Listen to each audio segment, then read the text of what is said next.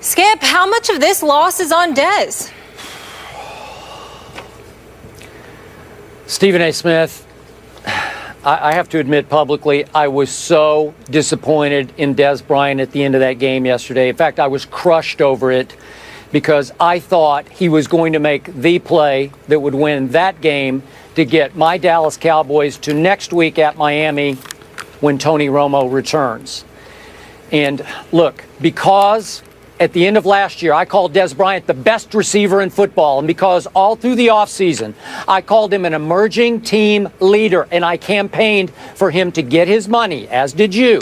And he did get his $70 million, which he richly deserved. Because of that, I'm going to hold him most responsible for that loss to Jameis Winston and company at Tampa Bay. Stephen A., I said Friday, it's time for Dez to learn to channel his rage and his frustration over all this losing into playmaking instead of into tirades against the media over things that should not matter to Dez Bryant. So let's go back to 4 minutes left in this game at Tampa yesterday.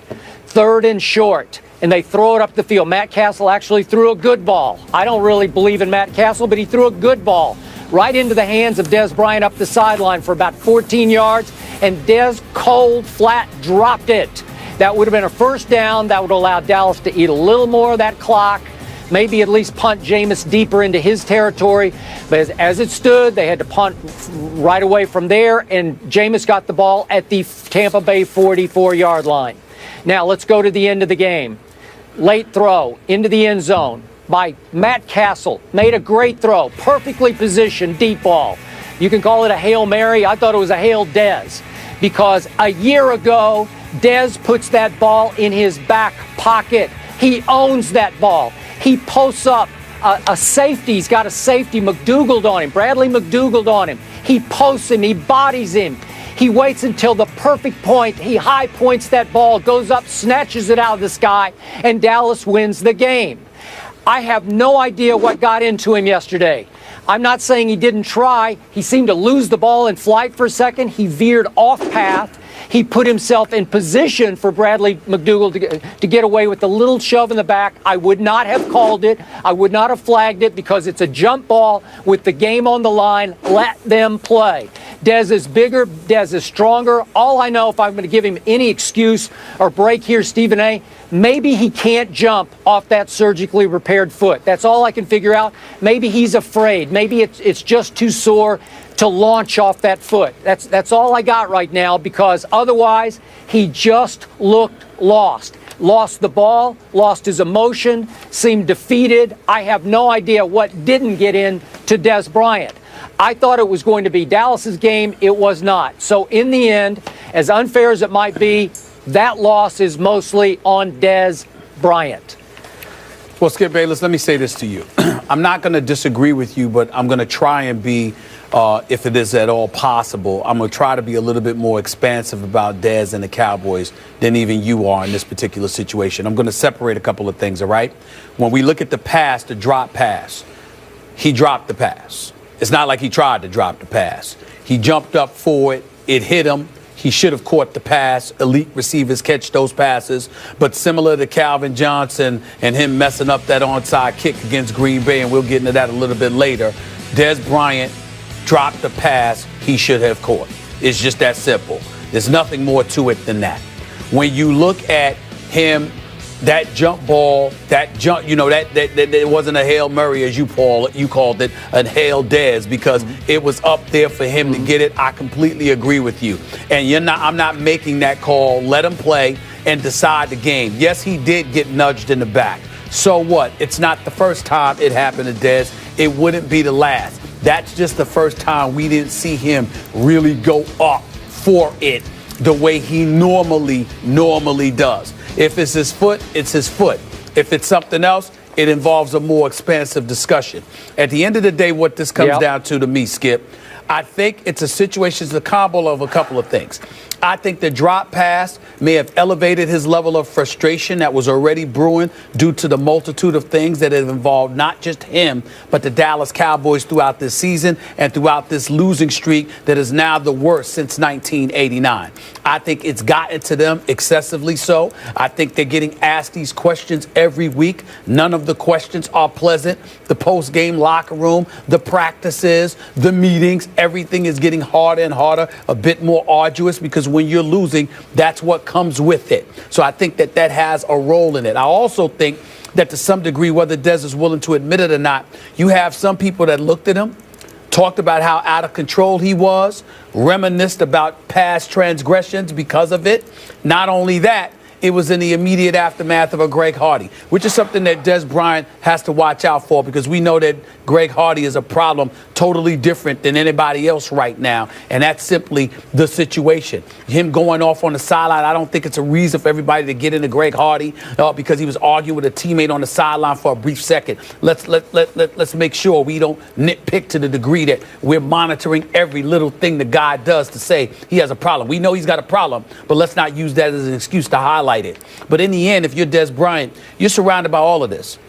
And I think that when you're at that on that play in that end zone, your zest, your passion, your desire to go for it, the way we know Dez usually has that desire, I think that dissipated a little bit because of all the things that he's been going through, and it showed itself, if at all possible, on that particular end zone play. In the end, so because of that, I would look at this game and I would give Dez some responsibility for the loss, which is something that he's willing to stomach. But, Skip, I got to tell you, I'm getting really sick and tired of it just stopping with the players or us going all the way upstairs to Jerry Jones. Isn't Jason Garrett a head coach? Isn't a head coach in the National Football League supposed to be able to stop some level of bleeding? They have now lost 7 straight. Skip Bayless, no matter how much I get on Tony Romo, I know Tony Romo is great. I know Tony Romo can play, all right? But tell me you 2-5 without Tony Romo. Tell me you 3-4 without Tony Romo. 0-7? Really? Darren McFadden didn't run the football well yesterday, but he had a 152-yard game. He had a couple to a few 100-plus yard games since Tony Romo has been out. The defense has played better since Tony Romo has been out. Cole Beasley has played well since Tony Romo has been out. Dez Bryant returned since Tony Romo has been out. You're Jason Garrett. You can't find a way to win a couple of these games? I mean, at some point in time, even though he's the ultimate puppet for Jerry Jones because he just echoes verbally whatever Jerry Jones says or tells him to say, doesn't it get to a point where we look at Jason Garrett? Skip Bayless, I didn't realize this. I had totally forgotten about this till yesterday. Do you realize that Jason Garrett was asked by Jerry Jones to fire his own brother and did so? There are plenty of coaches. He did. There are plenty of coaches in the National Football League, Skip Bayless. You come to them to say fire their brother, they'll tell you hell no. You know, you fire me. I'm not doing that, okay? It's not him, it's me. Okay. But, Jason, I mean, at some point, I'm just using that to highlight, at some point, Skip, it ain't just about a play or a player. It is about the supposed leader of the team. It's supposed to be Jason Garrett, the head coach. Oh, you asleep at the wheel totally because Tony Romo is out? Come on, man. Come on now. Somebody got to look at Jason Garrett. I'm sorry. Somebody got to look at him. I blasted Jason Garrett a week ago, and I am completely with you on this. The Dallas Cowboys, my Cowboys, have come close, have been in position to win 6 of those 7 games. And they've lost, at least as you 4, point out, and everybody knows, all 7. Well, I think 6 times they had a chance. They had some fourth quarter chance to win 6 of those games.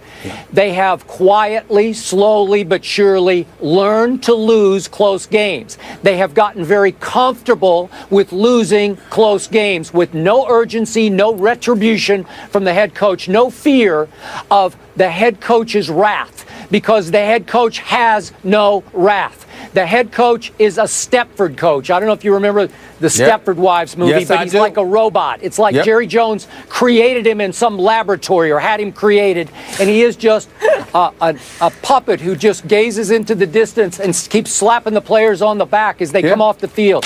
keeps clapping for his players no matter what happens, and they don't feel any urgency or fear from the head coach. Can you imagine what Jimmy Johnson would have done to this team? And again, Jimmy had a terrible year. He would have they would have thrown fits of rage that would have made Dez look like a choir boy, and the team would be afraid of losing, and somebody would have stepped up somewhere and made one play to win one game to reverse the tide of losing.